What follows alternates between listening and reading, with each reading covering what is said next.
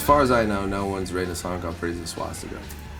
And the record company wanted me to take it off the record because they thought, oh Lord, people are gonna... I don't see a picket sign of people outside saying, no more Manson, swastika, pretty. To me, it's one of the more romantic, interesting things I've said. Is it a compliment? What is it? Is it political? I don't know. It's not even the symbol. So when they said that, I tolerated them, and then they inspired me to really get to the heart of the matter. I make something, and when I'm done making it, fortunately, the way the world does work now, I can just give that to the world. What comes in a plastic box and is in a store, I don't give a shit what that is. They can change that, they can do whatever they want. If they're allergic to money and they don't want to, whatever. So, no swastika, I said, okay, pretty as a dollar sign. Because that's their fascism now. I mean, there's nothing more fascist now than money. Everyone knows that, everyone gets it. They essentially wanted to create a new curse word. I wasn't using a symbol, then they tried to say, well, for sure, Germany won't tolerate it. Well, no disrespect, and I love to say no disrespect, because you can say no disrespect, but you're a cocksucker. It's like it's a free, no disrespect, but go fuck yourself. No disrespect, but in Germany, swastika is an American word. It's a totally different word there. So go fuck yourself and all that. But I was inspired to make the dollar sign because my choices are made artistically. Their choices are made financially. So they actually allowed me to make a greater statement. Because initially the statement was made personally. I woke up one morning next to a girl that had black hair, red lipstick, and pale skin, and I said, you're as pretty as a swastika. And then that seemed charming enough for her to perform, I wouldn't say unspeakable acts, we know what they are. We don't even have to say them. So if that works, why can't it work for the rest of the world? Who's the Nazi? It's trying to censor me. Whatever the case, I'm not trying to be shocking. I'm trying to be Marilyn Manson. And until somebody else does what I do, I'll stand down. I don't really care. These new bands, you want to do what I've done.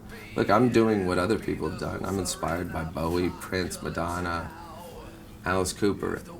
But I have no problem saying that. And I just try and take that and make it my own. Salvador Dali said something along the lines of, anyone who doesn't steal and make it their own isn't an artist. And nothing new exists under the sun. There's only new ways to destroy what already exists. And as an artist, you create things. And sometimes in creation, you destroy things, and it's just being conscious of that. And I almost gave up music because I was so annoyed and frustrated by the fact that I couldn't handle being objectified as a piece of product that exists in a store, and not in the way like, woe is me, just in the way that I'm sick of breaking my heart that I have to censor myself for this CD that goes into a store that sells firearms, but has a problem with, me saying fuck. And which I rarely say, but on this record, I want fuck low. I just fuck it all.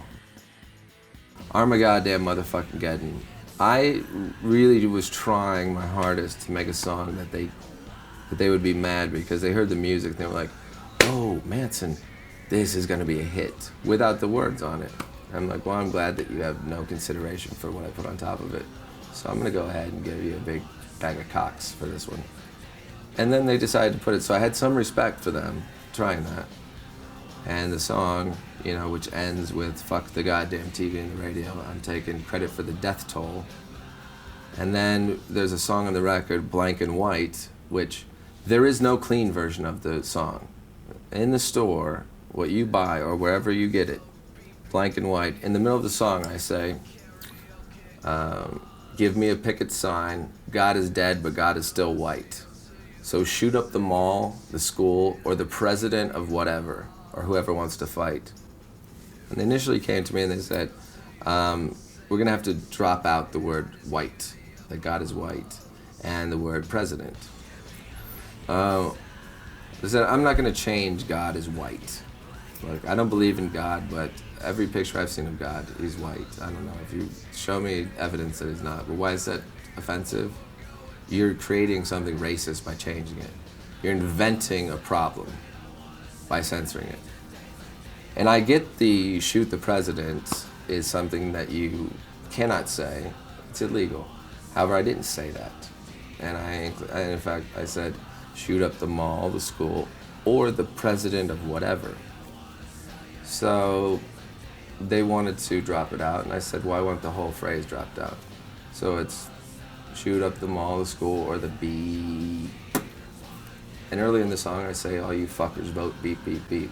So artistically, it made me happy that, you know, I could mock the fact that the song is about censorship and about the day that the New York Times said God is dead, and that the suffragettes protested, and there was a protest of freedom of speech, and people held up blank white picket signs. That's what the song is about. And then they censored that. But the big zinger is that they didn't give a shit about that I said shoot up the mall and the school. And then 2 or 3 days ago, some 8th grader adds more to my greatest hits of school shootings that I get blamed for. So, who's the smart guy now? I don't know. You know, I don't advocate it. I get blamed for it. If I get blamed for it, I should at least get like some sort of medallion or a Grammy or something. I don't know. I just get death threats and blame and sex. Sometimes.